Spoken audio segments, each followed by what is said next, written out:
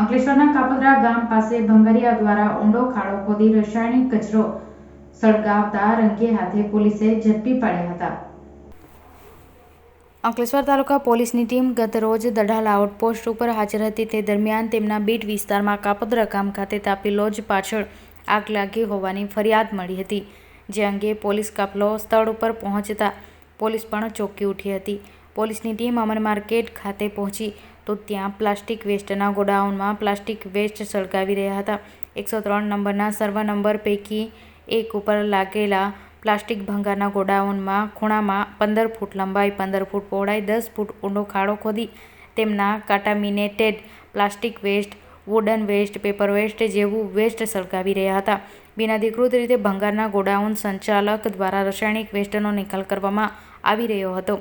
રાસાયણિક કચરા અંગે જરૂરી જીપીસીબીની મંજૂરી તેમજ પંચાયત પાસેથી પણ જરૂરી મંજૂરી, ફાયર એનઓસી સહિતની કોઈપણ જાતની પરવાનગી વગર ગોડાઉન ધમધમી રહ્યું હતું અને તેમાં ઊંડા ખાડા ખોદીનું વ્યવસ્થિત રીતે કચરાનો નિકાલ કરવામાં આવી રહ્યો હતો.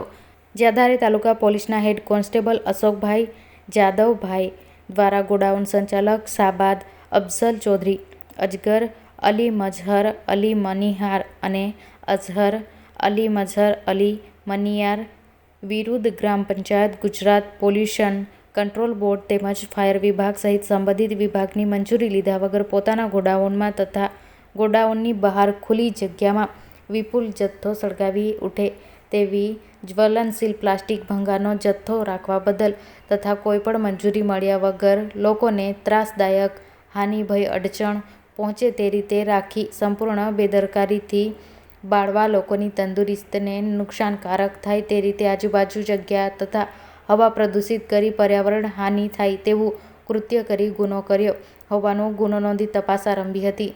અંતે ઉલ્લેખનીય છે કે અંકલેશ્વર ઔદ્યોગિક વસાહતને અડીને આવેલા વિવિધ ભંગાર માર્કેટમાં કચરાની આડમાં રાસાયણિક કચરો બળીને તેમજ આમલાખાડી છોડીને ભંગારિયા તત્વો દ્વારા જાહેરમાં પ્રદૂષણ ફેલાવી રહ્યા છે. તેમની પાસે જીપીસીબીની મંજૂરી પણ નહોતી તો પંચાયત કે કોઈપણની પણ મંજૂરી લીધા વગર ધમધમા ભંગારના ગોડાઉનમાં અનેક ગોરખ ધંધો થઈ રહ્યો છે. ચોરીનો તો માંગ સગેવગે કરવા કે પછી આખી ગાડી સગેવગે કરવા તમામ પ્રકરણની ગુનાહિત પ્રવૃત્તિ કરાઈ રહી છે. આ વચ્ચે હવે આ ભંગારીયાઓ દ્વારા તમામ હદ વટાવીને હવે જાહેરમાં ઊંડો ખાડો ખોદીને રાસાયણિક કચરો સળગાવી રહ્યા છે. જે ખરેખર પર્યાવરણ, જમીનને, માનવ વ્યવસાયને નુકસાન થઈ રહ્યું છે. તો પરત્વે વહીવટી તંત્રની અનદેખી છતી થઈ રહી છે. જેને લઈ આ ભંગારીયાઓ હવે પ્રદૂષણ માફિયાની જેમ વધતી રહ્યા છે. તેમની લગામ કસવા માટે હજી જીપીસીબી, પંચાયત, પોલીસ, કલેક્ટર કચેરી સહિત તમામ વિભાગની એક ટીમ રચી તપાસ કરવામાં આવે તો અનેક ગોરખ ધંધા ઉજાગર થઈ શકે છે. સવાલ છે કે બસ એક ટીમ વર્કથી ગુનાહિત પ્રવૃત્તિઓ જે ડામવામાં આવશે કે પછી શું તંત્ર આ પરત્વે એક્શન મોડમાં આવશે કે પછી તેરી ભી ચૂપ મેરી ભી ચૂપ.